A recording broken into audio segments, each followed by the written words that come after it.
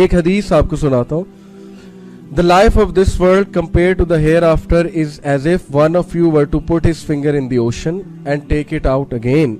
Then compare the water that remains on his finger to the ocean that remains in the water that remains in the ocean. دنیا کی زندگی آخرت کی زندگی سے ایسے کمپیئرڈ ہے جیسے تم نے ایک اوشن میں انگلی ڈالی اور اس انگلی پہ ایک ڈراپ آف واٹر ہے.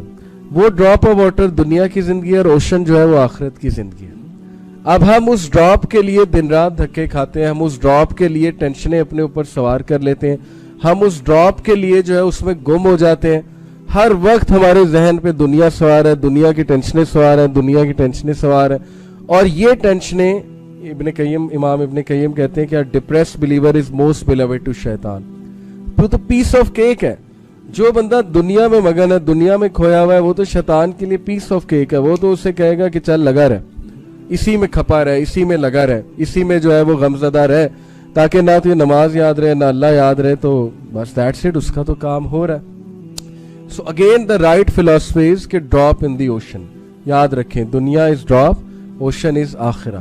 And then look at this حدیث. دیکھیں صحابہ کو کیسے سمجھاتے تھے رسول اللہ, کیا ان کا فلسفہ ٹھیک کرتے رہتے تھے, بار بار ٹیوننگ دیتے تھے, کیونکہ صحابہ نے بہت بڑا کام کرنا تھا.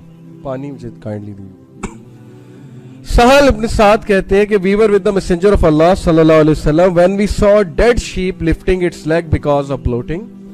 He said, don't you think this is worthless to its honor?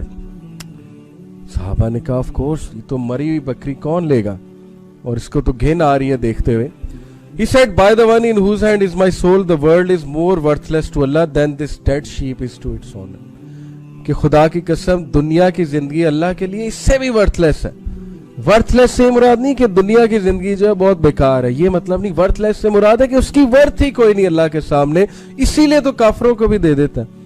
جس چیز کی ورتھ ہی نہیں اللہ کے سامنے, اللہ کہتا ہے یہ تو میں کافروں کو, نان مسلم جو نگیٹ کرتے ہیں اللہ کو, ریجیکٹ کرتے ہیں, کافر ہوتا ہے جو ریجیکٹ کر دے اللہ کو, تو وہ تو اللہ انہیں بھی دے رہا ہے کہ لے لو, تم بھی لے لو, اس کی ورتھ کیا ہے.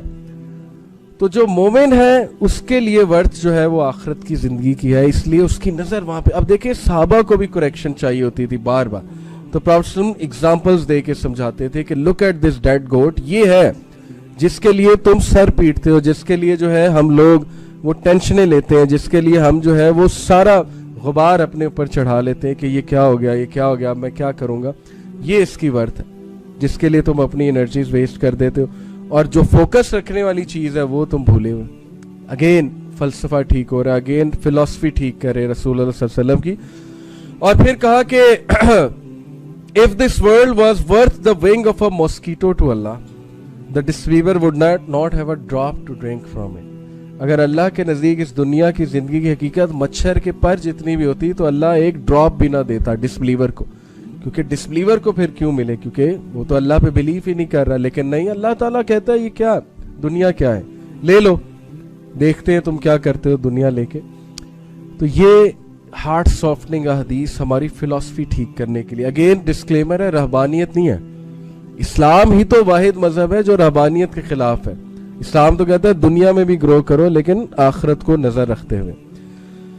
ایک اور حدیث ہے, Abu Abbas Sahal ibn Sa'd as-Sa'idi said, a man came to the Prophet ﷺ and said, Messenger of Allah, show me an action for which Allah will love me and for which people will love me if I do it. دیکھیں دونوں طرف یہ نہیں ہے کہ لوگ فارغ ہیں میری طرف سے, لوگوں سے کوئی تعلق نہیں. اسلام سوشلائز کرنا سکھاتا ہے.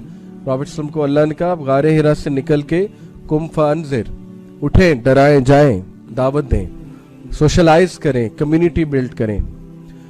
انہوں نے کہا کہ اللہ کے رسول مجھے کوئی فارمولا بتا دیں کہ اللہ بھی راضی ہے اور لوگ بھی مجھ سے محبت کرنے لگیں گے. اچھی بات ہے, تو بہت زبردست فارمولا ہے. He said, do with little of this world and Allah will love you. دنیا کی ٹینشنیں چھوڑ دے, دنیا کو اتنی لفٹ نہ کرا, دنیا سے کوئی اتنا خاص تعلق نہ رکھ, اللہ تجھ سے محبت کرے گا.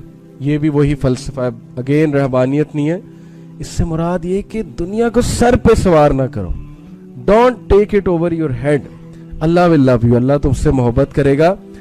and do with little of what belongs to other people and people will love you. اور لوگوں کی نعمتوں پہ نظر نہ رکھ, حسد نہ کر, اور لوگوں کے ساتھ مخلص ہو جا, people will start loving you. کتنا خوبصورت فارمولا. کہ لوگوں کی نعمتوں پہ نظر نہ رکھو, لوگوں کے ساتھ مخلص رہو اور لوگ تم سے محبت کرنے لگیں. Such a beautiful way of life. اسلام اللہ کے بارے میں بھی بتا رہا ہے اور آخرت کے بارے میں اور لوگوں کے ساتھ بھی تعلقات بتا رہا ہے. یہ ایک بڑا زبردست کوٹ ہے ابن حجر کا.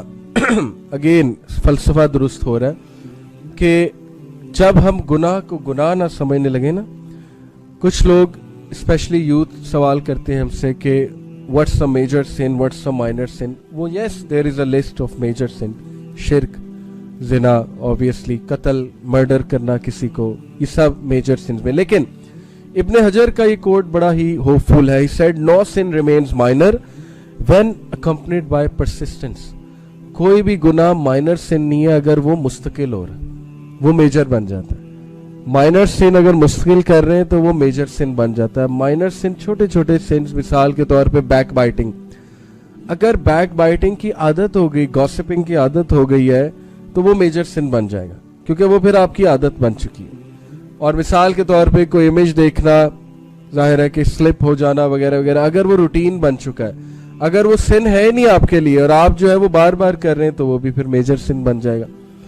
But no sin remains major when accompanied by the seeking of forgiveness. Hope بھی ہے کہ کوئی بھی گناہ بڑا نہیں رہے گا اگر آپ توبہ کر لیں گے. تو اس میں کیا فلسفہ درست ہو رہا ہے کہ کیپ ریٹرننگ ٹو اللہ. یہ نہیں ہے کہ فرشتہ بن جاتا ہے انسان. ہم سمجھتے ہیں اسلام میں آنے کے بعد میں فرشتہ, بس اب کوئی گناہ نہیں ہوگا.